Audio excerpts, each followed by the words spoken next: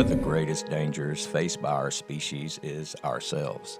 Nuclear weapons are the most destructive devices ever invented.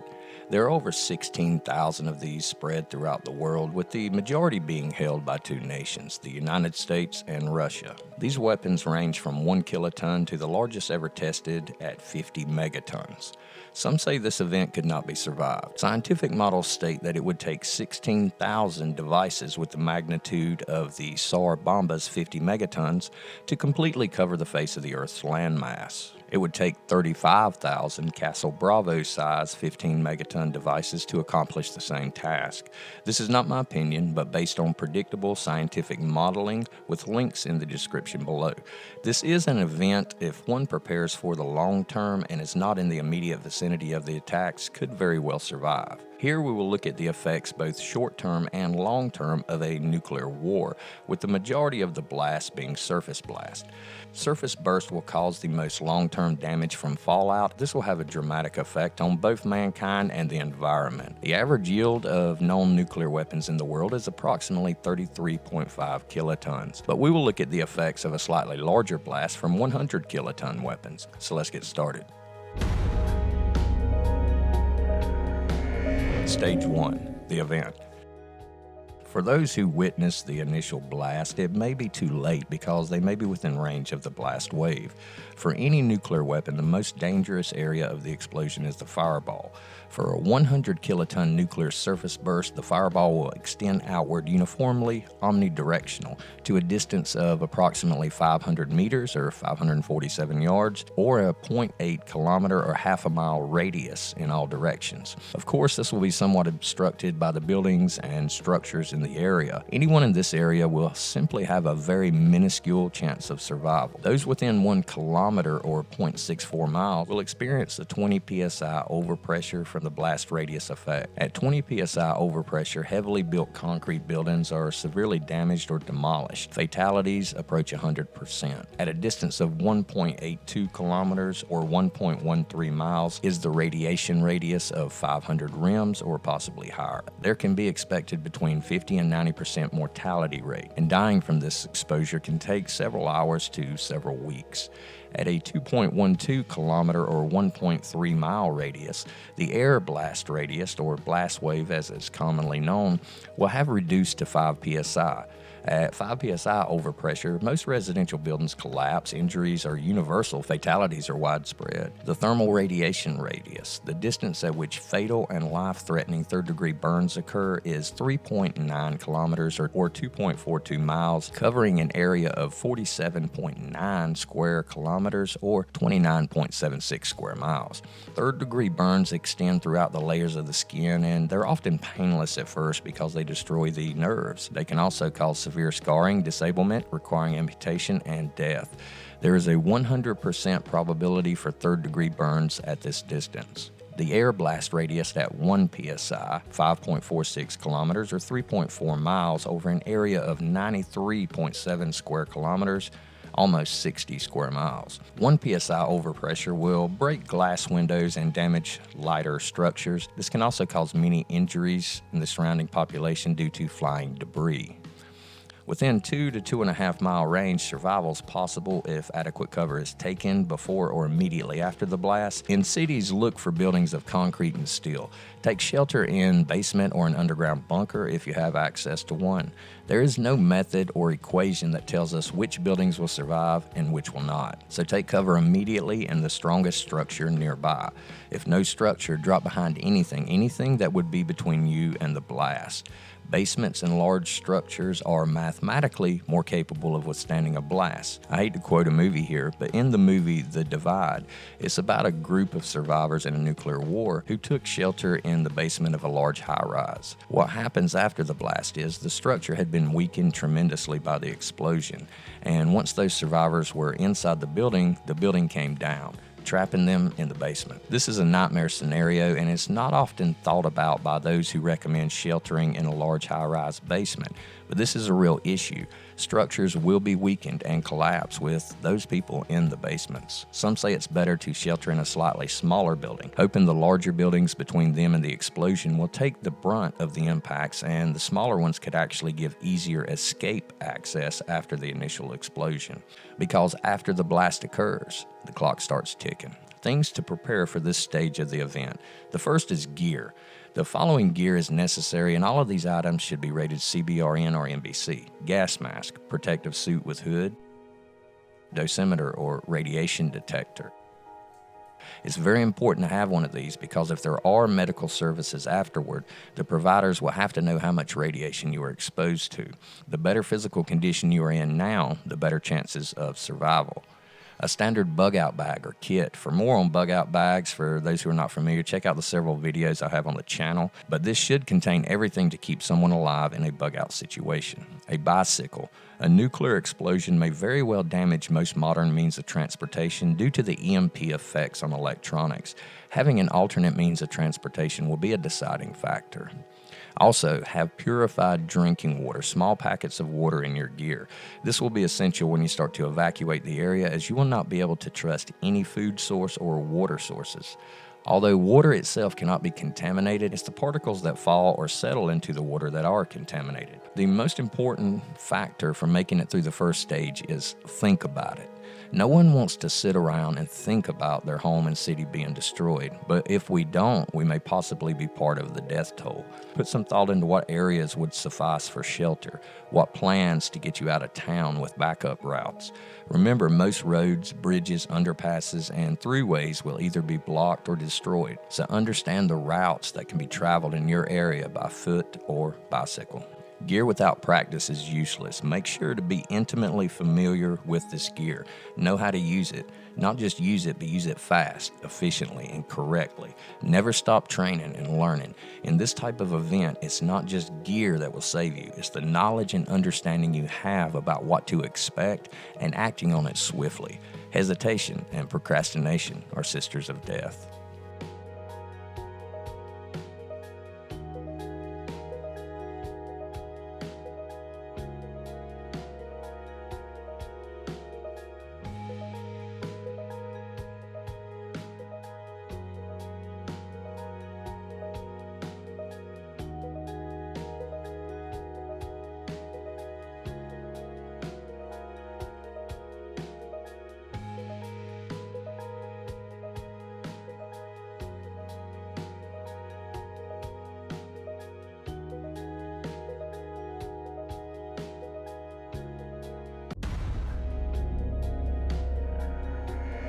Stage 2, the first 15 to 45 minutes after the event, the immediate fallout.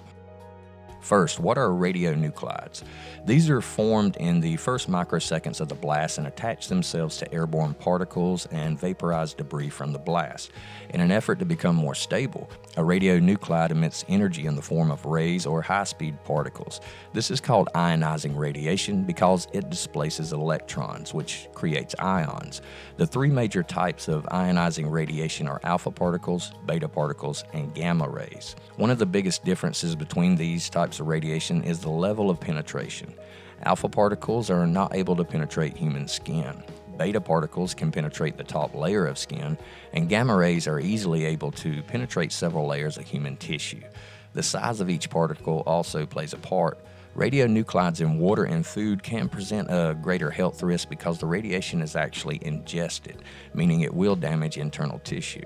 Side note, all plants and animals contain some level of radiation, mostly in the form of potassium-40 and radium-226. Foods that contain 3,000 picocuries per kilogram or more of potassium-40 include bananas, Brazil nuts, carrots, lima beans, white potatoes, and red meat. Brazil nuts also contain a significant level of radium-226, so they are considered the most radioactive naturally occurring food. Back to the effects. Once the blast has occurred and you have survived the impact, time is short. The radioactive fallout will now begin to precipitate. It's expected under normal conditions the fallout will begin reaching the surface of the Earth in the first 15 to 45 minutes, depending on environmental factors. If it's raining or snowing or similar, this will happen much faster, almost immediately. Although the heat of the blast, 10 million degrees in the fireball, may interrupt this precipitation, it will resume shortly after and rain down radiation. So after the blast, don't waste time, as every second is precious and can be the defining characteristic of survival. Those who bug out will have about 15 minutes to start their journey. Those who shelter in place will have to be prepared to stay in their location for 5 days up to 5 weeks, depending on the level of fallout. This is what makes planning crucial. If you have the gear we discussed, especially the radiation detectors, then you can accurately know when it is safe to leave your bunker. Be mentally prepared to react and perform necessary actions to get your family and loved ones out of the area. Another important factor is to plan a location ahead of time. A common mistake in planning is just looking at a map and saying, "This is where I'm going to go." If you pick a location you have never visited, then we can't be sure that it will be able to sustain everyone. It's easy to bug out, but without the basic survival skills, the wilderness can be a formidable foe. Nature is elegant, yet nature is deadly. So have these basic skills perfected: fire making, shelter building, food and water gathering, purification and preparation, first aid. Self-defense is an important aspect because when people lose everything and have nothing more to lose, they may very well attempt to take the supplies you have prepared. This illustrates the need for a weapon that you are proficient with.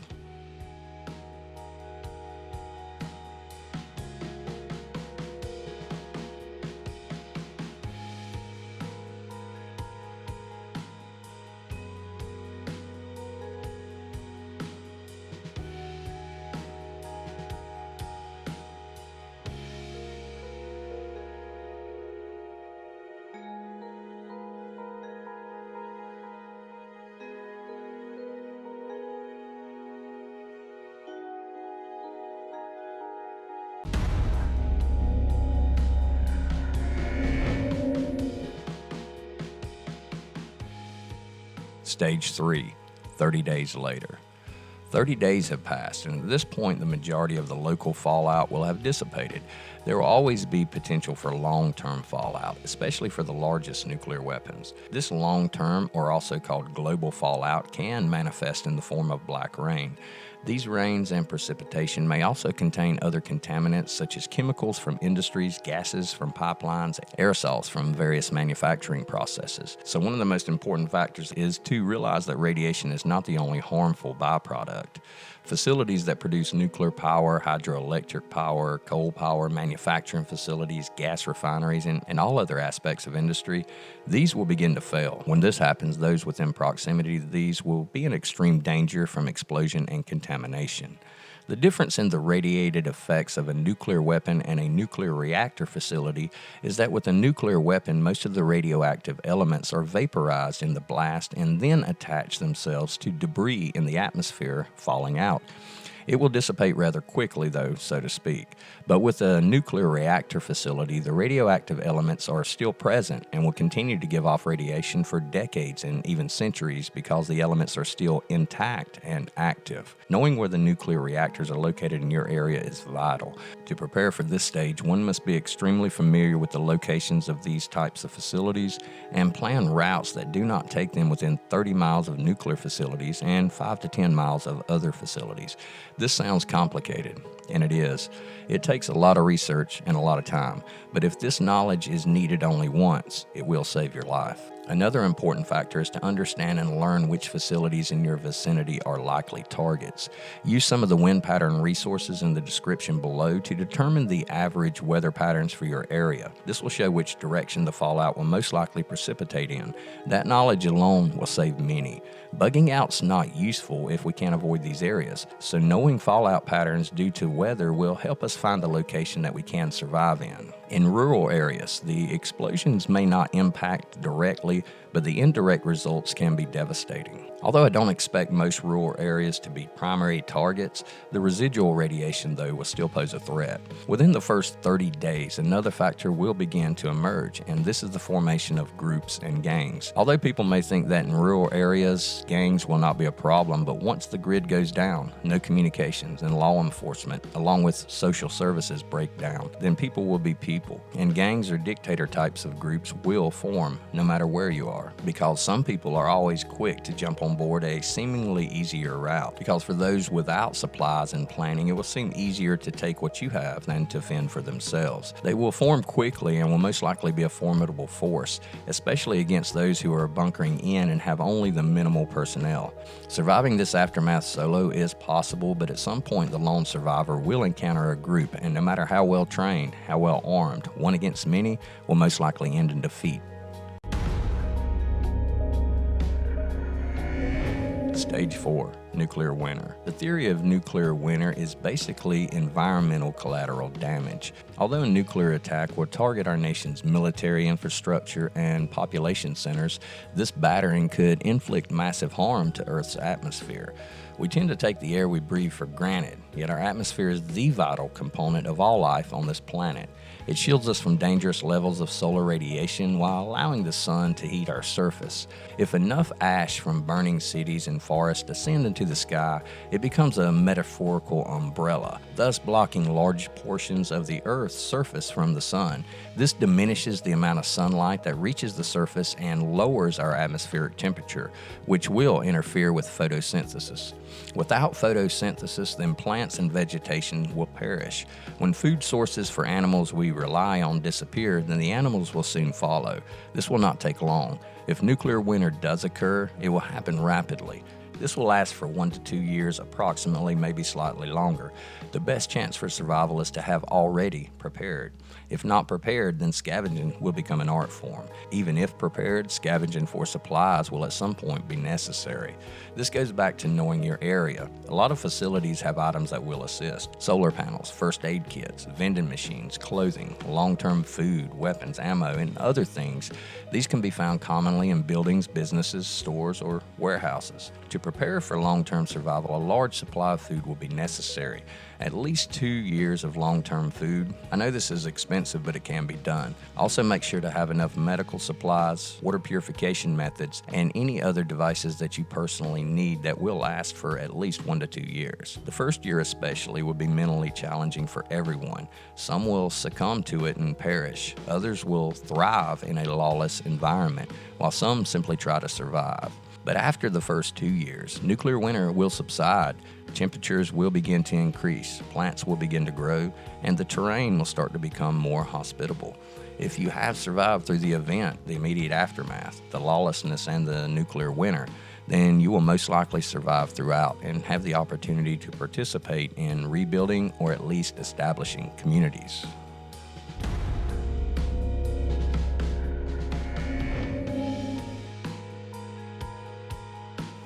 Stage 5. The aftermath. The aftermath begins when nuclear winter subsides. Plants will begin to grow, seeds can be planted, rivers and streams will begin to clear up, aquatic life will begin to thrive once again.